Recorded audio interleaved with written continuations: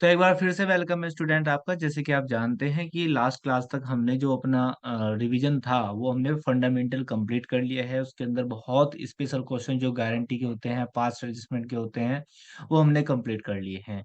यूं तो गुडविल का भी रिवीजन होना चाहिए, लेकिन एज पर योर चॉइस कि हमारा वो चैप्टर बहुत अच्छा है तो हम उसको स्किप कर दिए।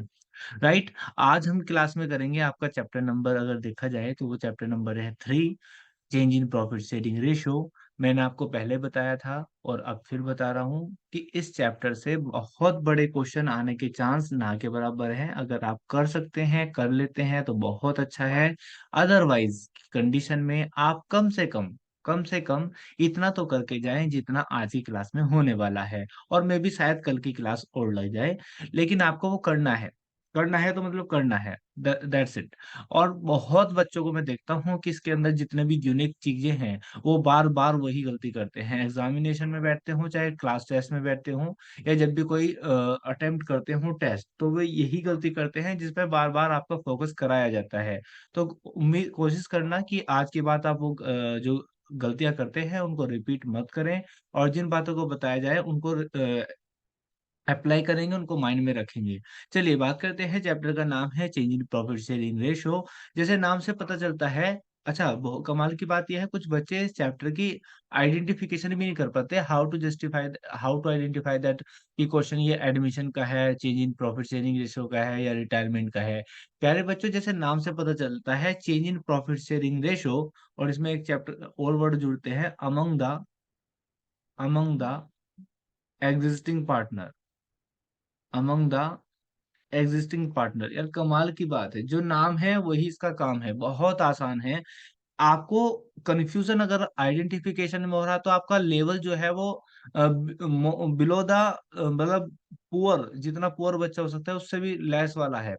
आपको बिल्कुल भी कंफ्यूज होने की जरूरत नहीं है। भाई एडमिशन वाला चैप्टर है, आपको कहीं ना कहीं ये जरूर मिलेगा कि A Y X Z Ram Shyam X Y Z whatever in this any, मतलब कुछ भी आपके क्वेश्चन में नाम होगा और बताएगा कि वो एडमिट हुआ है, उसने एडमिशन लिया, वो एडमिशन का चैप्टर है।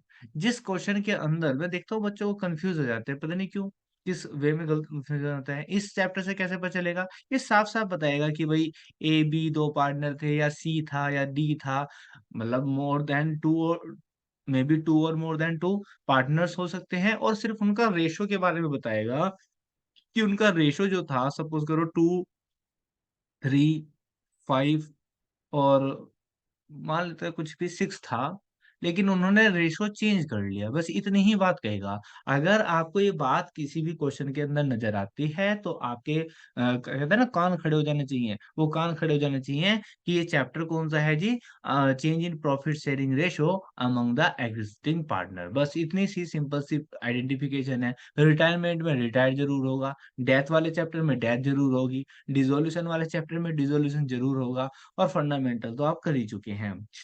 बात करते हैं कि what is in this top in this chapter. इस चैप्टर में क्या क्या है? तो सबसे पहले कैलकुलेशन ऑफ न्यू पीएसआर, ठीक है ना, new PSR, that means new profit sharing ratio. हालांकि मैं इस चैप्टर में ये नहीं पढ़ाता क्योंकि ये एडमिशन में कवर हो जाता है। जब हम एडमिशन का रिवीजन करेंगे तब ये भी रिवाइज हो जाएगा। हाँ, इसमें ये बहुत अच्छे से देख लेना चाहिए आपको, calculation of the sacrifice ratio और गेनिंग रेशो। आपको पता है ना सैक्रिफाइस और गेनिंग रेशो कैसे निकाला जाता है? भाई आपका एक ओल्ड रेशो है, और मैं इसमें से माइनस कर दूं क्या, न्यू रेशो। अच्छा मुझे एक बात बताओ, हमेशा छोट बड़ी चीज में से तो छोटा घटाओगे, हाँ या ना? Yes sir. Yes sir. तो भाई अगर मैं ओल्ड में से घटा रहा हूँ, ओल्ड में से सोचना, देखो बच्चे इसमें कंफ्यूज होते हैं अक्सर, तो मैं इसको एक ट्रिक बता रहा हूँ। क्या? कि अगर old ratio minus new ratio कर रहे हैं, यानी कि पुराना रेशो ज्यादा होगा, और नया रेशो क्या होगा, छोटा रेशो होगा। तो यानी कि अगर मैं 5 में से 3 घटा रहा हूँ, ये रिप्रेजेंट कर रहा है, थोड़ा सोचना, मतलब मैं सिर्फ एक माइंड एक्सरसाइज कराने की कोशिश कर रहा हूँ, अदरवाइज आप याद कर ही लेते हैं, फिर तो कोई दिक्कत ही नहीं है। ओल्ड रेशो अगर 5 है और न्यू रेशो 3 है, भाई घट के तो 2 आएगा तो सबको पता है, लेकिन क्या आप बता सकते हैं सेक्रीफाइस रेशो होगा या गेन? तो इसमें ही छोटा सा हिडन सर चांस है सेक्रीफाइस आपको। रेट। बिल्कुल सैक्रिफाइस होगा, वही इससे पता चला ना। आप ये मान के चलिए, आपको पहले 5 रोटी मिलती थी खाने को, अब आपको 3 रोटियां मिलेंगी खाने को। तो यानी कि आपने अब गेन करिए, आपने ज्यादा मिलेंगे आपको या कम मिलेंगे आपको?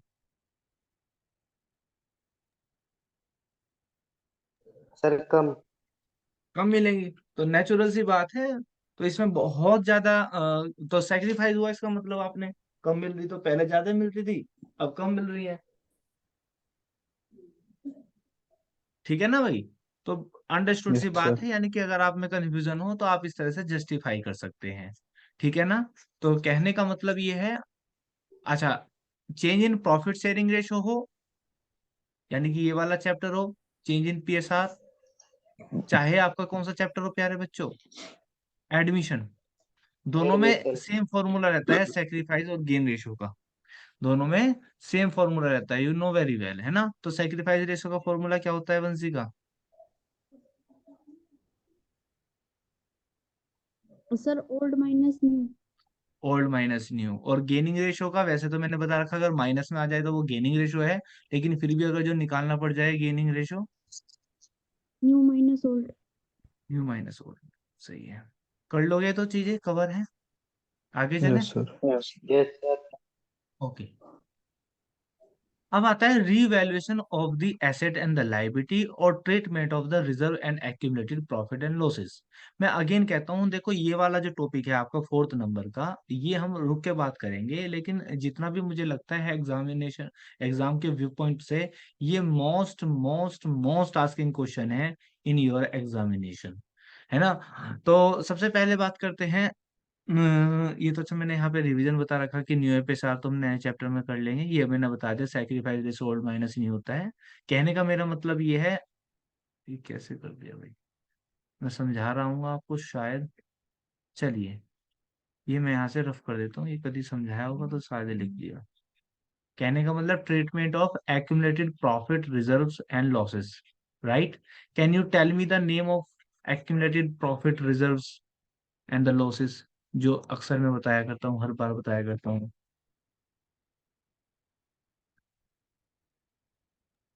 बता सर सकते हो जनरल भाई? रिजर्व। बिल्कुल।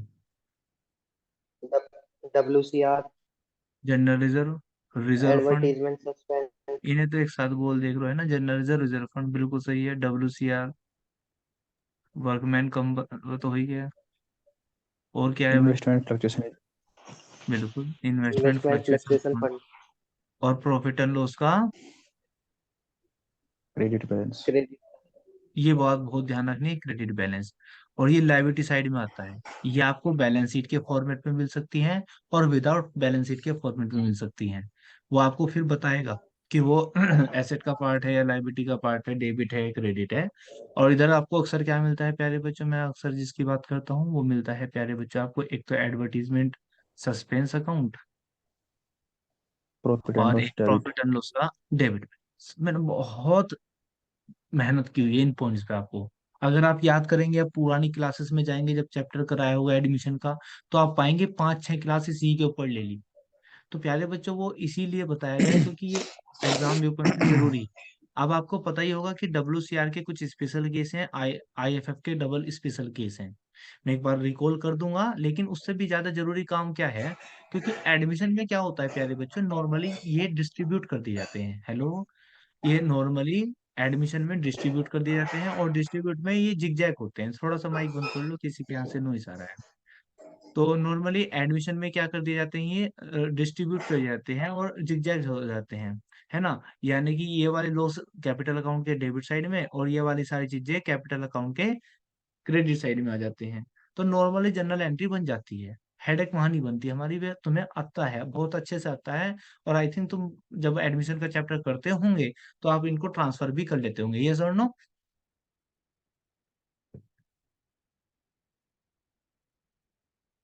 Yes sir. अब बात आती है कि सर फिर क्या नया है। तो नया क्या है, लिसन। देखो मैंने आपको एक बता दिया, या तो ये बैलेंस शीट के फॉर्म में होंगे या आपको बता दिया जाएगा कि there is a general reserve balance या there is a profit and loss का क्रेडिट बैलेंस, ये आपको थ्योरेटिकल बताया जाएगा। और मैंने आपको बताया पार्टनर्स कैपिटल अकाउंट में नॉर्मली ये आ जाते हैं, इनको हम डिस्ट्रीब्यूट कर देते हैं। लेकिन समस्या यहाँ नहीं है, समस्या कहाँ है? समस्या है आइडेंटिफिकेशन में कि what is the treatment apply in this question और इन दिस केस। तो प्यारे बच्चों यहाँ पर दो केस हैं, as you can see on your screen. यहाँ पर दो केस हैं, आप देख भी पा रहे होंगे, और बहुत हाईलाइट करके पढ़ाया हुआ है। नॉर्मली अक्सर आप कहते हैं सर यही चीज हम भूल जाते हैं एग्जामिनेशन में, तो आज के बाद आप भूलेंगे नहीं, ऐसा अपने आप से प्रॉमिस करना है आपने। डन। चलिए बात करते हैं प्यारे बच्चों केस। सबसे पहला यस केस सर। जो है, अच्छा कुछ टीचर्स क्या करते हैं, इसको एक लाइन बताई और पढ़ के आगे बढ़ गए, बच्चों पे होता है नहीं है। मैंने इतने सारे नोट्स क्यों लिखे हुए हैं? सो दैट आपके माइंड में चला जाए, इसलिए नहीं कि आपको डराने के लिए। सो इसलिए जब मैंने आपको इतनी सारी बारीकी चीजें बता दी गई हैं, बार बार लिखकर अलग अलग शब्दों में जो पेपर पेपर में बार बार आते हैं, तो आपको चाहिए कि आपको देखना चाहिए, अरे भाई एक दो तीन चार, एक दो तीन चार, यानी कि चार दूनी आठ लाइनें हैं, तो मुझे इसको अंडरस्टैंड कर लेनी चाहिए, ना कि इससे बचना चाहिए कि हाँ इतना सारा लिखा हुआ है, मेरे तो नहीं हो पाएगा। डन। चलिए बात करते हैं सबसे पहला केस प्यारे बच्चों। सबसे पहला केस को तो एक माइंड में बात बिठा लीजिए कि ये तो है डिस्ट्रीब्यूट वाला केस, और ये है डोंट डिस्ट्रीब्यूट वाला केस। बस खत्म बात, मेन बात तो ये है। लेकिन एग्जामिनर आपको एग्जाम में अलग अलग लाइन से अलग अलग शब्दों में बात को घुमा के पकड़ कहता है, यानी कि कान को सीधा ना पकड़ के घुमा के पकड़ता है। अगर आप उसकी चाल को समझ गए तो आप कामयाब, नहीं पकड़े तो डामाडोल। चलिए सबसे पहले देखो नाम से पता चल रहा है, मैंने कहा ना ये डिस्ट्रीब्यूट है, नॉर्मली ये डोंट डिस्ट्रीब्यूट है। कहता है when reserve accumulated profit losses are to be transfer to capital account. अच्छा मुझे बताओ, अगर ये कहता है ट्रांसफर कर दो कैपिटल अकाउंट में, अभी तो बताया ना, अगर ये कैपिटल अकाउंट में आ रहे हैं, इसका मतलब ये पार्टनर में बट रहे हैं, डिस्ट्रीब्यूट हो रहे हैं, हाँ या ना? बताओ जल्दी से माइक खोल के। Yes sir. तो रट्टा यस मारने की सर। यस बात ही सर। कहाँ से, घबराने की जरूरत ही कहाँ है? भाई अगर ये ट्रांसफर हो रहे हैं तो इसका मतलब डिस्ट्रीब्यूट ही तो हो रहे हैं, जो मैंने आपको बताया है ना। आगे चलो, पार्टनर्स वांट्स टू डिस्ट्रीब्यूट, ये तो नाम से पता चल गया, पार्टनर चाहते हैं डिस्ट्रीब्यूट करना, तो डिस्ट्रीब्यूट वाला ही केस है। If they do not want to show, अब यहाँ पे बच्चे अक्सर घूम जाते हैं, यहाँ पे आगे डू नॉट। अब बच्चे सोचते हैं डू नॉट आ गया तो ये इधर वाला केस, लेकिन समझो ना इसकी बात को क्या कह रहा। If they do not want to show reserve profit in new balance sheet, नई बैलेंस शीट में दिखाना नहीं चाहते। अब मुझे एक बात बताओ, ये आपकी पुरानी बैलेंस शीट है ये, as you can see on your screen, और ये एक नई बैलेंस शीट बनाना चाहते हैं। ध्यान देना मेरी बात पे, ये एक नई बैलेंस शीट बनाना चाहते हैं, क्योंकि आप अब क्वेश्चन करके आ रहे हैं, अब ज्यादा समझ में आएगा, अब एडमिशन हो चुका है ना, पहले नहीं हुआ था। अब करके आ रहे हैं हम, बहुत सारा पढ़ के आ रहे हैं, अब बात आराम से समझ में आएगी। आपको पता है जब हम नई बैलेंस शीट बनाते हैं पुरानी बैलेंस शीट से, तो कहीं ना कहीं 90% चीजें यहाँ से उतार देते हैं, जो चेंज आया उनमें चेंज कर देते हैं, नहीं तो एज इट इज, ये तो करते हैं ना। अगर मैं कहूँ बिल्डिंग पे डेप्रिसिएशन लग रहा था, तो आप घटा के दिखा देते हो बिल्डिंग की वैल्यू, अदरवाइज आप एज इट इज दिखाओगे या नहीं दिखाओगे? बताओ जल्दी से। Yes sir.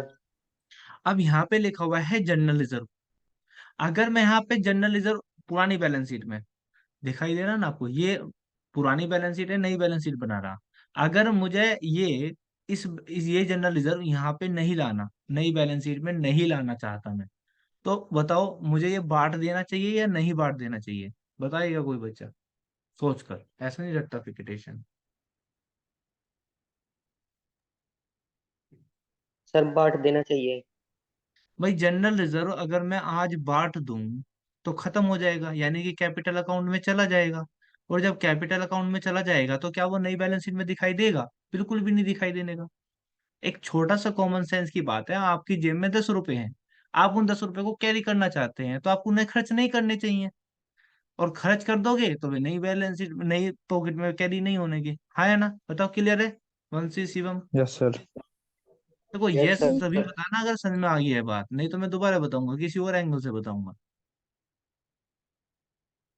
तो मैं कह रहा हूँ इसीलिए इस सर लाइन आ से आपको गया। कंफ्यूज, इस लाइन से कंफ्यूज नहीं होना। यहाँ लिख रहा है if they do not want to, वे नहीं चाहते, क्या नहीं चाहते भाई, ये नहीं चाहते नई बैलेंस शीट में शो करना। जब बैलेंस शीट में नहीं शो करना चाहते तो उसको खत्म कर दो, है ना, उसे बांट दो। सपोज करो आप दो घर बना रहे, है ना, आपने एक घर में रहते हो, आप एक नया मकान बना रहे।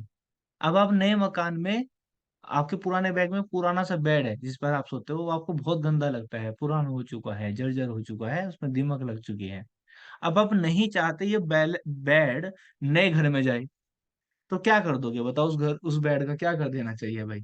बेच देना चाहिए उसको, है ना, उसको बेच देना चाहिए, उसका चूरा कर देना चाहिए, सर्दी हो रही, आग लगा के हाथ सेक लेने चाहिए, है ना, होना चाहिए नहीं होना चाहिए? Yes, yes sir. तो एक सर। तरीके से आप उसको बांट रहे हैं, बेच रहे हैं, बांट रहे हैं। तो ऐसे ही यहाँ पर है, जनरल रिजर्व अगर पुरानी बैलेंस शीट में है और आप नई में नहीं चाहते, तो इसका मतलब समझ लेना बांट देना है। और लास्ट सबसे ज्यादा आता है, ये भी कंफ्यूजिंग है। वैसे सही बताऊं ना, पहले दो तो कंफ्यूजिंग है नहीं, लास्ट के दो कंफ्यूजिंग है, जिसमें बच्चे घबराते हैं। यहाँ पे लिख रहा है show effect on balance sheet, बच्चे सोचते हैं पता नहीं क्या है।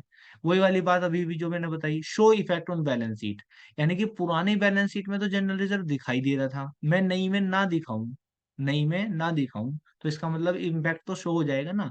अगर सपोज करो नई पुरानी बैलेंस शीट में जनरल रिजर्व था और मैं नई में भी जनरल रिजर्व दिखा दूं, तो बताओ कोई इम्पैक्ट आया? दोनों सेम जैसी लग रही है, जैसी, हाँ या ना?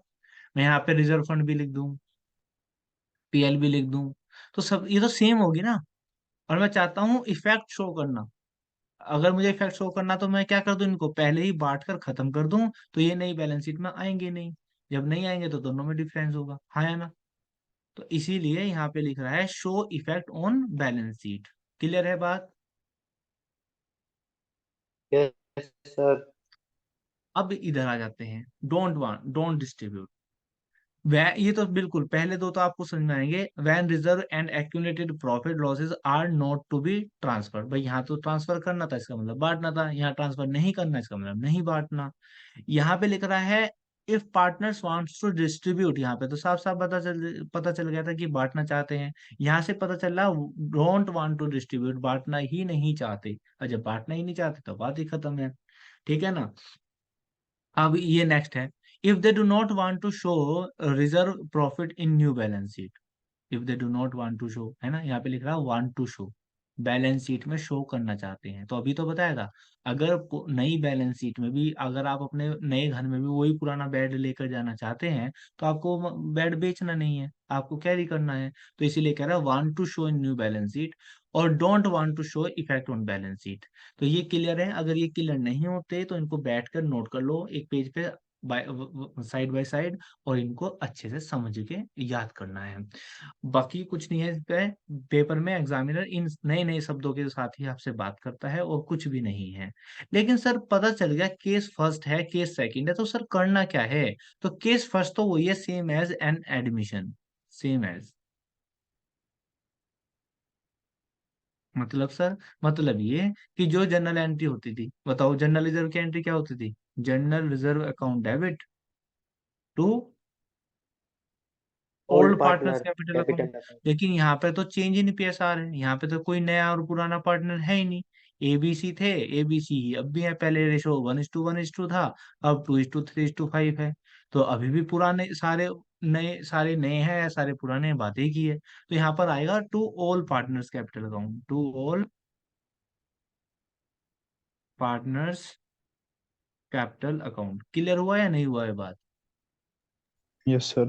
यस जब मैं सर। बात करता हूँ जनरल रिजर्व की, तो इसका मतलब not only general reserve, it means all the reserves, like reserve fund, profit and loss का क्रेडिट बैलेंस, WCR, IFF।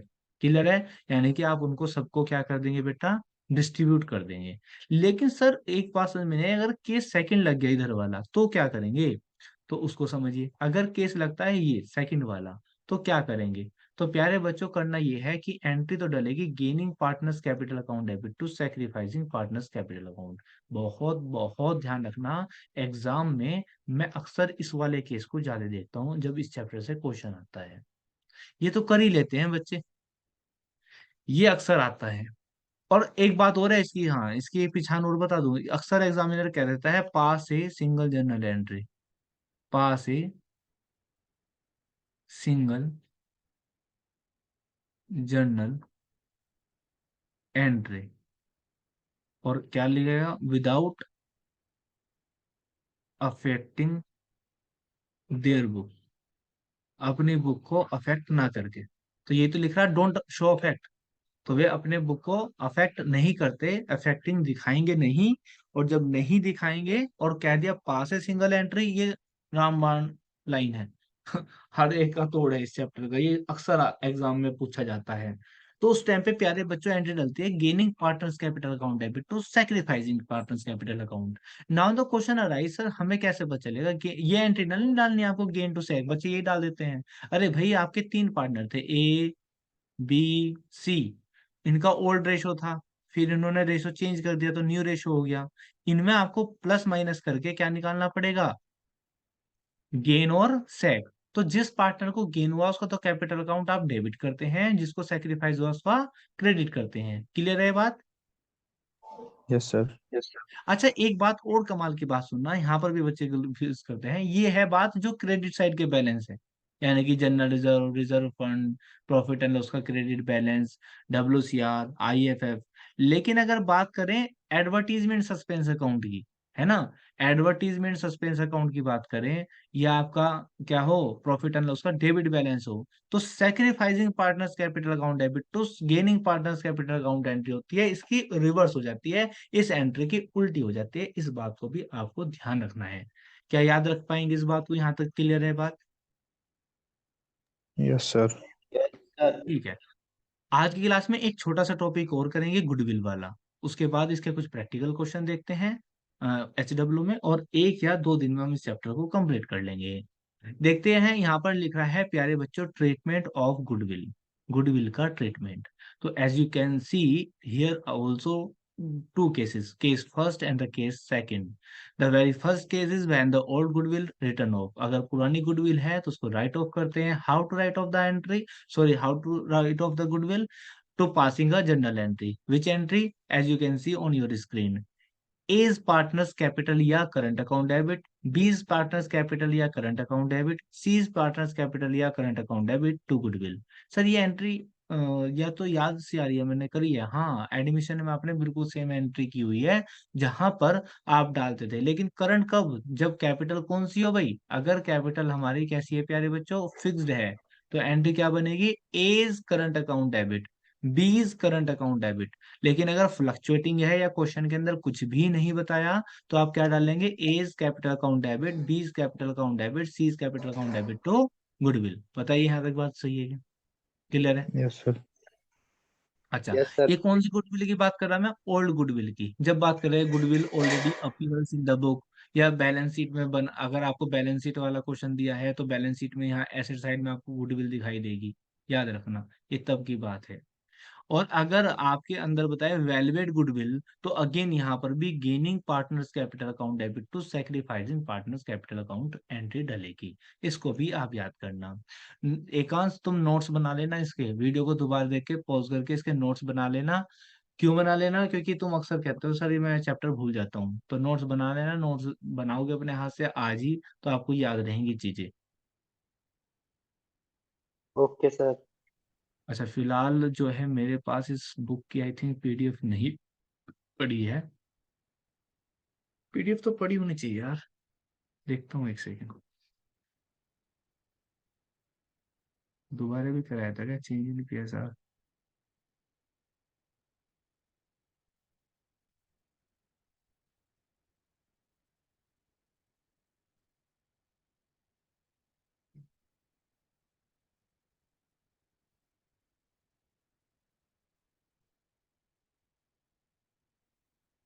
एक सेकंड रुकिए।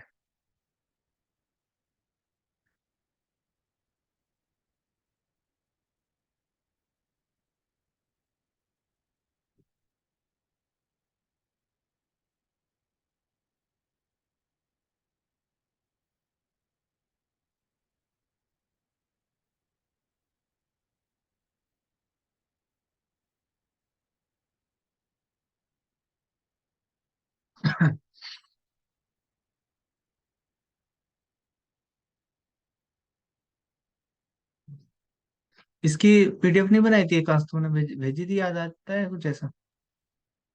यस सर, भेजी थी। हम्म।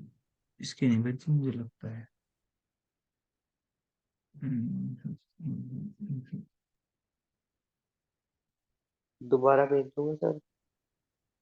अब दिक्कत यह है ना कि कुछ पीडीएफ मिल जाती तो हम आज क्वेश्चन देख लेते कुछ और रिवीजन कर लेते। आई मीन टू से मैं तुम्हें HW दे देता। सर इससे आर तो गुडविल है, उसके करा दो आप क्वेश्चन। क्या बेटा? सर गुडविल में के जो चैप्टर है उसमें जो लाइबिलिटी साइड से और एसेट साइड से गुडविल फाइंड आउट करनी पड़ती है सर। हम्म। सर वे वाले क्वेश्चन आप गुडविल के करा दियो एक बार। हाँ बिल्कुल कराऊंगा, अगर मुझे प्रॉपर टाइम पे वो मेरा जो मैं तुम्हें वर्क देता हूँ वो सेंड होता है तो फिर तुम्हारी क्वेरीज पूरी होंगी। ठीक है। ठीक है सर। अगर मैंने जो HW दिया है, जो बच्चा उस काम को रिप्लाई करेगा यानी कि सेंड करेगा और साथ में डेली प्रेजेंट रहेगा क्लास में, तो आपकी हर एक क्वेरी पूरी होगी। मैं समझ गया कौन से वाले गुडविल के क्वेश्चन कह रही हो तुम, लेकिन जब बेटा अवेलेबल नहीं होते तो फिर नहीं कराने को जी करता। तो आप मुझे सेंड करो वर्क प्रॉपर 2-3 दिन में, फिर आपको गुडविल का चैप्टर भी उठा लिया जाएगा अगर आप प्रॉपर मेहनत करते हैं। फिलहाल तो मेरे पास उसकी पीडीएफ नहीं है, लेकिन मैं आपको बता सकता हूँ बुक में। अपनी बुक खोल लीजिए जल्दी से, अकाउंटेंसी की पार्टनरशिप की, और मुझे कुछ क्वेश्चन मैं आपको वैसे भेजूंगा। ठीक है। कुछ क्वेश्चन मैं आपको वैसे भी भेजूंगा, एज ए पीडीएफ भेज सकता हूँ या फिर एज ए स्क्रीनशॉट भेज सकता हूँ। आपको वे क्वेश्चन मुझे करके दिखाने हैं अभी, मतलब भेजने हैं। ठीक है ना। फिलहाल आप अपनी बुक से जो क्वेश्चन करेंगे फॉर द प्रैक्टिस, मैं आपको बता देता हूँ एक बार, क्योंकि यार बहुत आसान चैप्टर है, 4-5 नंबर दे के जाएगा। है कुछ नहीं, सिर्फ आइडेंटिफिकेशन ऑफ द केस है। अगर आप पहचानिए क्वेश्चन में कौन सा केस अप्लाई है तो बहुत आसान है डियर। लिखो जल्दी से अपनी बुक में, नया एडिशन है मेरे पास, 2021 है, सॉरी 21 के अकॉर्डिंग वोट एवर, मैं नाम बोल देता हूँ, आपको करने ही करने हैं। एक तो ये है बेटा, क्वेश्चन नंबर 9 है नित्या आनंद वाला, मिला? नित्या आनंद।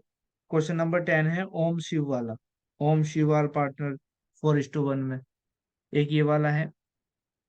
उसके बाद आपको क्वेश्चन नंबर 11 करना है, जिसके अंदर लिखा हुआ है ABC, ABC वर पार्टनर, उनका रेशो 5:3:2 है। और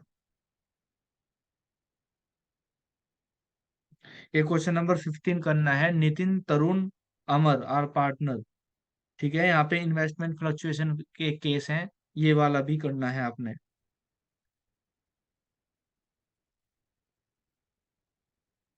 उसके बाद क्वेश्चन नंबर 17 है, जिसमें लिखा हुआ है मीता गोपाल फरहान, मीता गोपाल फरहान पार्टनर है। एक क्वेश्चन नंबर 16 है अमर अकबर आर पार्टनर, जिनका रेशियो 2:1 है। On 31 March 2021 their balance sheet show a general reserve 60,000, it is was decided. और यहाँ पर दो केस अप्लाई करवाए हुए हैं उन्होंने, इसको भी करना है। और एक question number last 19, XYZ are partner 5:3:2, they decide to share future profit and losses in the ratio of 2:3:5। और नीचे उनके बता दिया general reserve, profit and loss, advertisement, suspense और पास एंड एडजस्टमेंट एंट्री। ये सारे क्वेश्चन जितने भी मैंने आपको दिए हैं ये सारे करने हैं। अच्छा, कुछ बच्चों बच्चों का जवाब आता है, रिप्लाई होता है सर वे समझ में नहीं आए, वे हुए नहीं। यार ऐसे पॉसिबल नहीं हो सकता। एक बार हमने चैप्टर कर लिए, एक बार पूरा सिलेबस कर लिया, उसके बाद आज हम रिवीजन कर रहे हैं, तब हम ये कह रहे हैं कि वे तो समझ में ही नहीं आए कि क्या करना है। नहीं डियर, ये एक्सक्यूजेज हैं, आप बचने का बहाना है। ऐसा नहीं कर सकते आप। आपको सारे क्वेश्चन करने हैं। हाँ ये तो हो सकता है क्वेश्चन गलत हो सकते हैं, मैं कब कह रहा आप सही करके भेजो। आपको जैसा समझ में आ रहा, जितना समझ में आ रहा, आप वैसे करके सेंड कर दीजिए। डन। तो आपको ये एक्सक्यूजेस नहीं देने हैं कि सर समझ में नहीं आया उसमें क्या करना है यार, नॉट पॉसिबल, ऐसा नहीं पॉसिबल है। Okay sir. तो आप मुझे सारे कंप्लीट क्वेश्चन भर करके भेजेंगे, फिर हम एडमिशन पे आएंगे। और अगर ऐसा ही सिस्टम चलता रहा तो फिर उसके बाद जो आप मुझसे पूछेंगे वो, अगर आपने मतलब बिल्कुल फॉलो करा, तो जोन सा आप क्वेश्चन जोन सा चैप्टर कहेंगे उसका रिवीजन भी करेंगे, है ना। अभी तो देखो बहुत जर्नी लंबी हो सकती है हमारी और बहुत शॉर्ट भी हो सकती है। अगर आप नहीं पढ़ेंगे तो हम रिवीजन को यहीं रोक देंगे, ठीक है। और अगर पढ़ेंगे तो फिर तो हम लास्ट तक जाएंगे, कैश फ्लो तक भी जाएंगे। ठीक, चलिए। तो आज की क्लास में इतना ही रखते हैं। आप मुझे वर्क टाइम से सेंड कर देना, आज ही कर देना, ठीक है। बहुत छोटे छोटे क्वेश्चन है, बेसिकली एक दो या जनरल एंट्री होनी है, तो आज ही वर्क आ जाना चाहिए, कल के भरोसे नहीं रहना है। चलिए, मिलते हैं नेक्स्ट क्लास में कुछ नए प्रैक्टिकल क्वेश्चंस के साथ या नए टॉपिक के साथ।